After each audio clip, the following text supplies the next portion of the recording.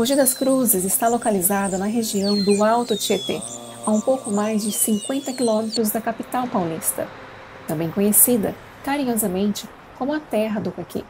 Possui aproximadamente 451 mil habitantes. Abriga grande parte da Serra do Itapetí e abre caminho para quem vai ao litoral, com acesso à Serra do Mar. Um município em constante evolução. O comércio, a indústria e a tecnologia se desenvolvem a cada dia.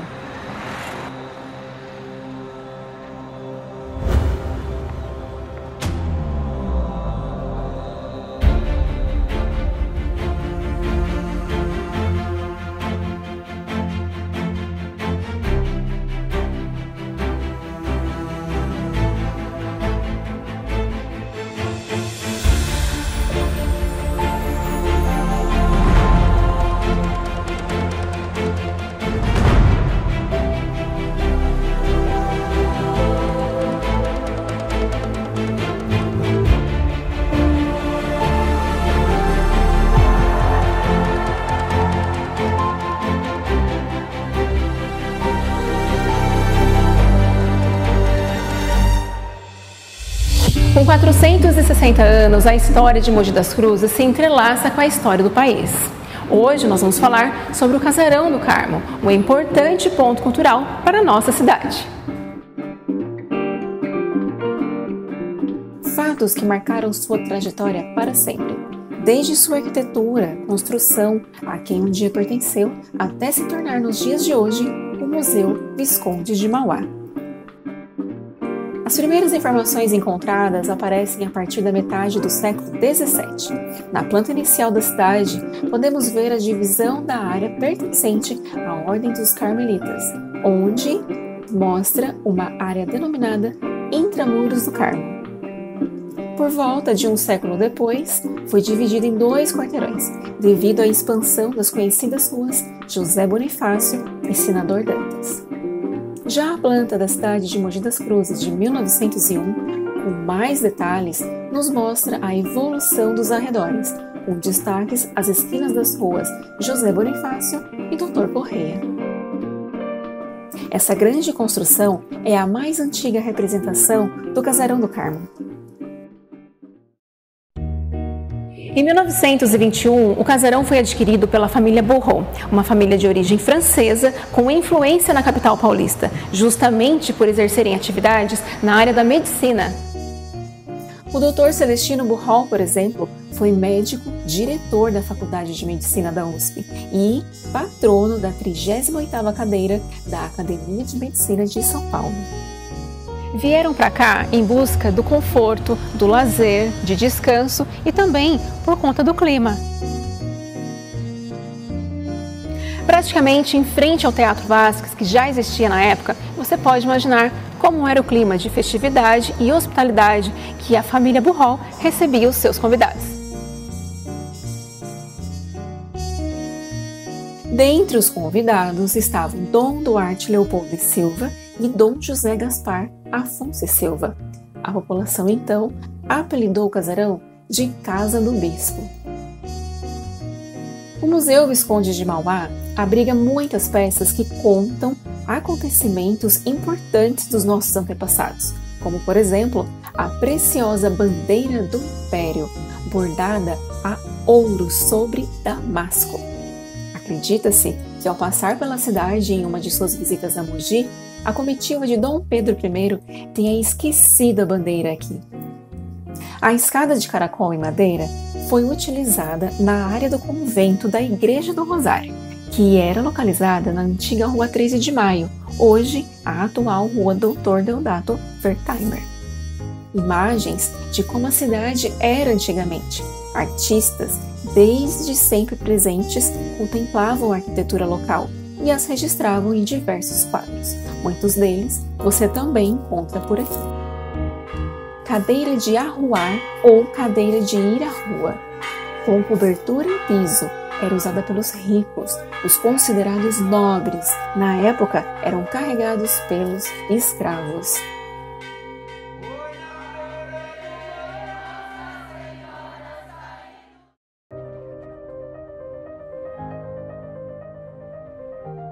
Os móveis também possuem influência da família que foi proprietária do casarão.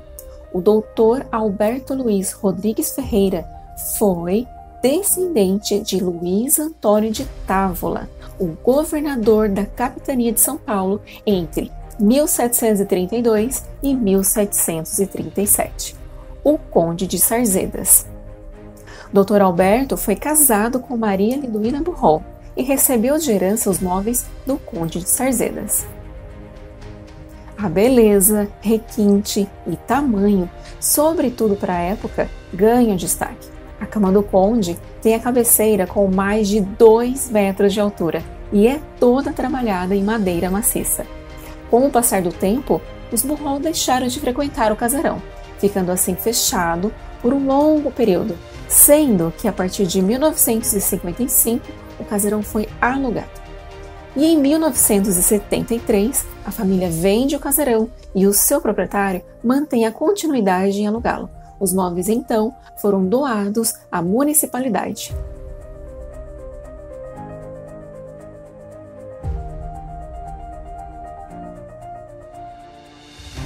Entre os seus inquilinos estiveram a Biblioteca Pública, o IBGE, a Associação Mogiana de Belas Artes, o Centro Melo Freire de Cultura, o velório e até uma churrascaria. Na década de 80, por conta da política de preservação do patrimônio histórico, o casarão foi desapropriado e passou para a Prefeitura Municipal. Foram necessários 2 anos e meio para realizar a restauração do local, para recuperar suas características originais, tão descaracterizadas pelas ações dos sucessivos inquilinos. Após o restauro, passou a sediar o Casarão do Carmo, Centro de Informação e Lazer, um equipamento aberto ao público e mantido pela Prefeitura.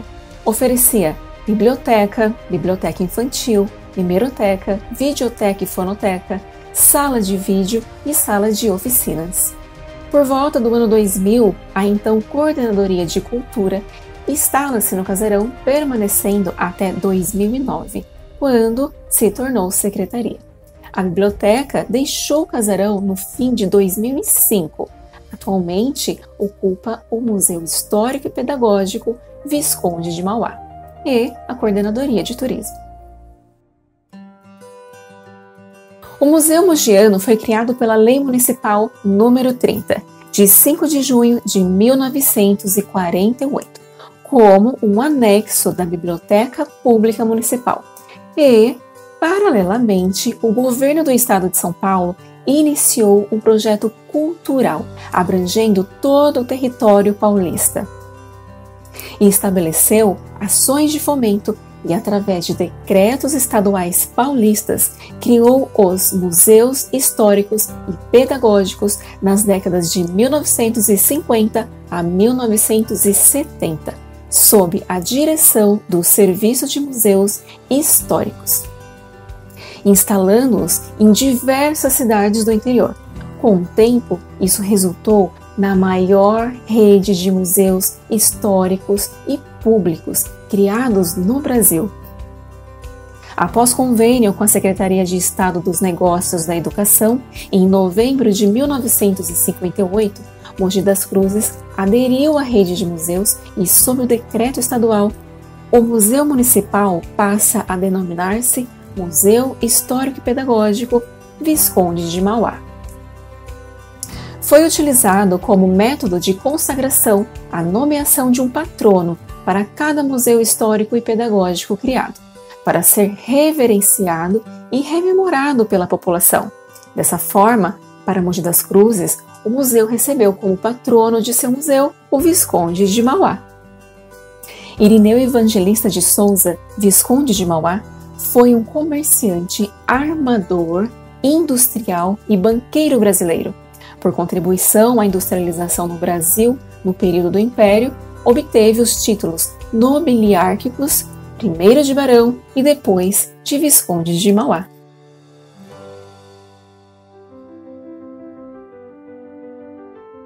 Lugares como esse resgatam parte do passado, da sua, da minha e da nossa história.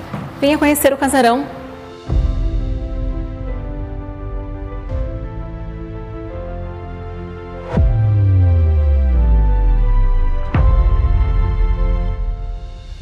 Agora que já conhecemos um pouco desse espaço cultural e de algumas riquezas históricas, estamos prontas e prontos para ir além.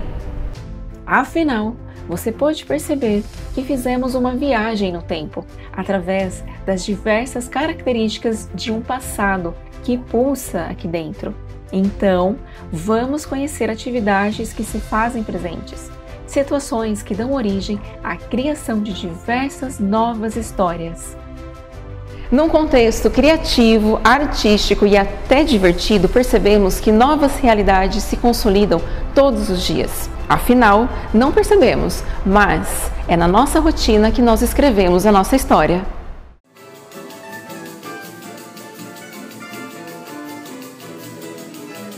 A roda de choro do seu Julinho, por exemplo, é aberta e gratuita a todas as idades. Músicos se reúnem para dar voz às canções, muitas delas autorais, que marcam com alegria as noites de quinta-feira desde 2013. Por aqui passaram e passam todos os atuais mestres do choro de Mogi das Cruzes. Ela recebeu esse nome para homenagear Júlio Pedro Borda, mais conhecido como Seu Julinho, dono de uma barbearia na Rua Navajas, que ao cair da noite das quintas-feiras virava uma roda de choro. As noites de terça também contam com muita arte. Ocorrem os encontros do entremeio literário e o seu nome já diz do que se trata. No dicionário, entremeio significa intermédio, espaço, coisa ou tempo que se encontra entre dois pontos, dois extremos, dois limites, dois intervalos. Já a palavra literário vem de literatura, que é a técnica de compor e expor textos escritos em prosa ou em verso, de acordo com princípios técnicos e práticos. A palavra vem do latim literis, que significa letras.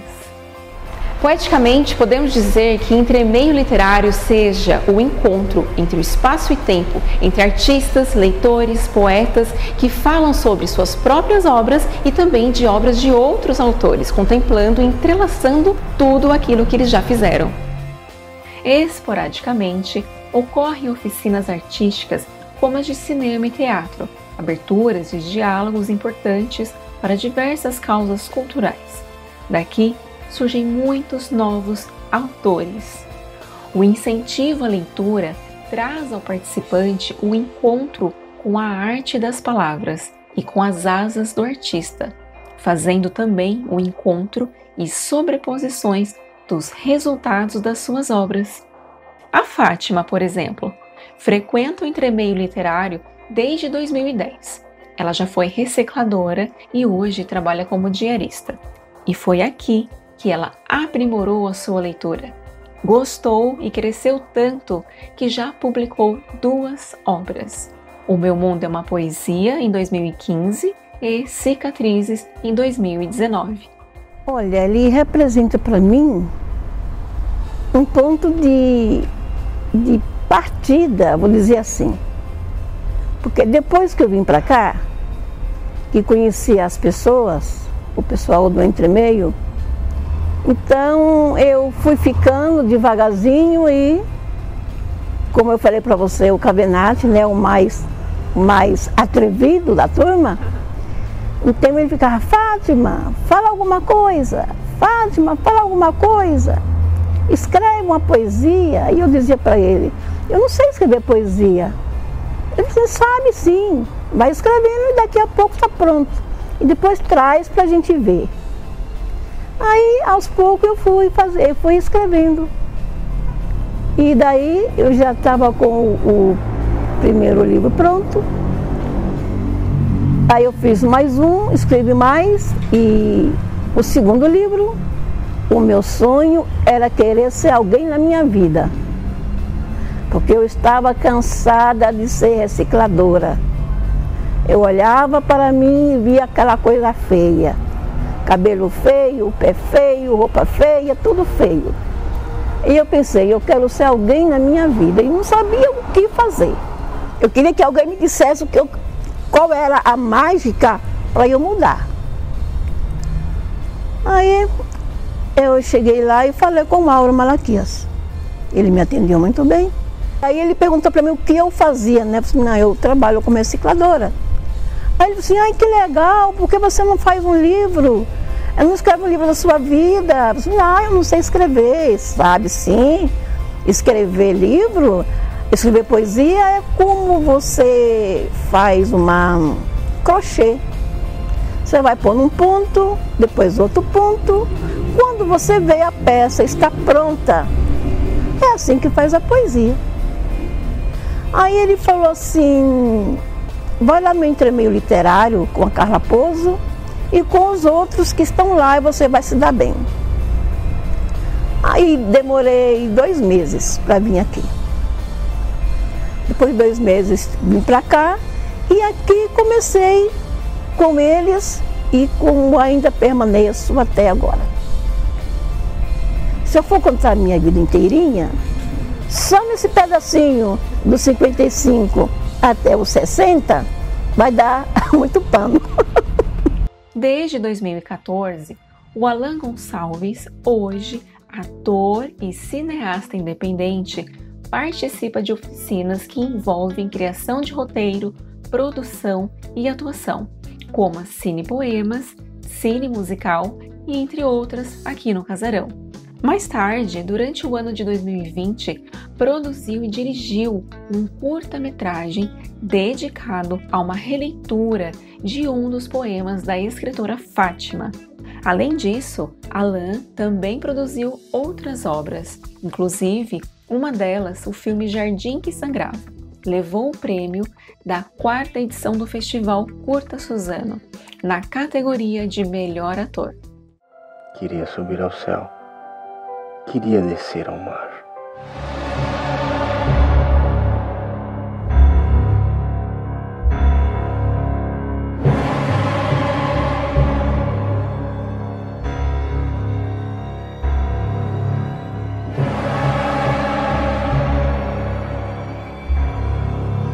E aí foi bem legal porque eu vi no workshop que eu queria, né?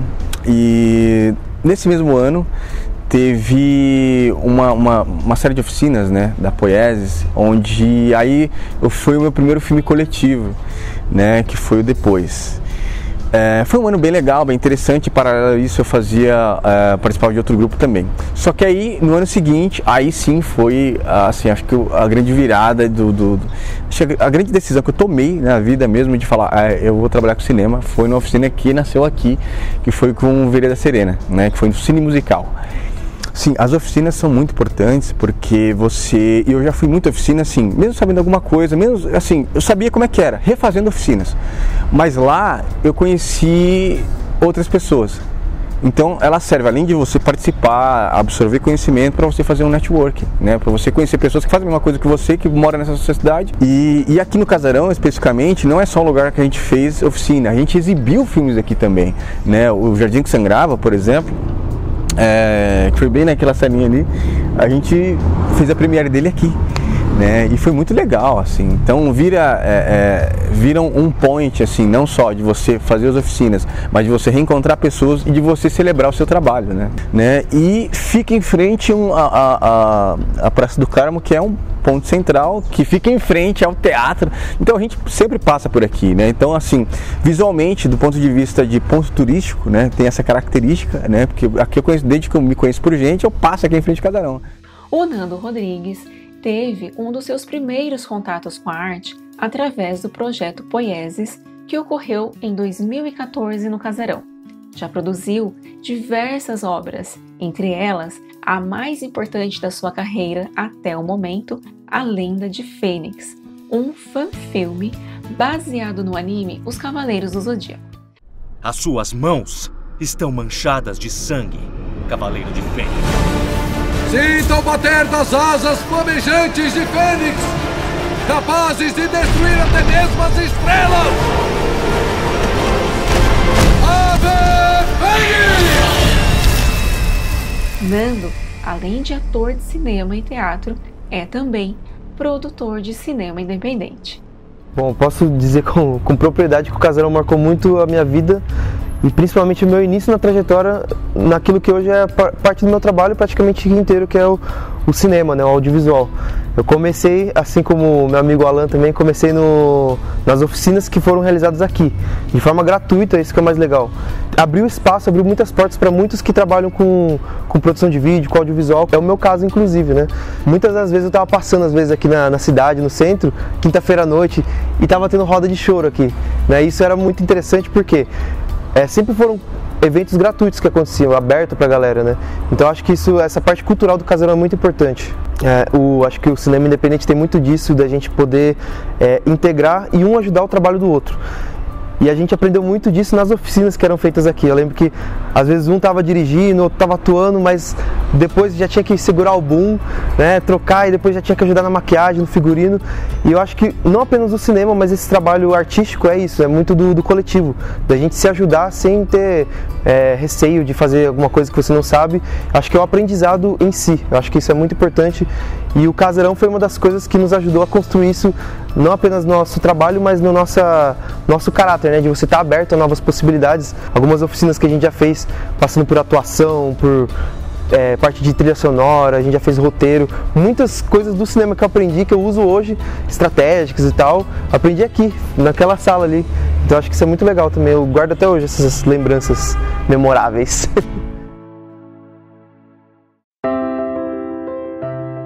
Obras que contemplam os artistas locais nascem de estruturas como esta, que fomentam e registram a cultura local e assim tecem histórias que lá na frente um dia serão contadas.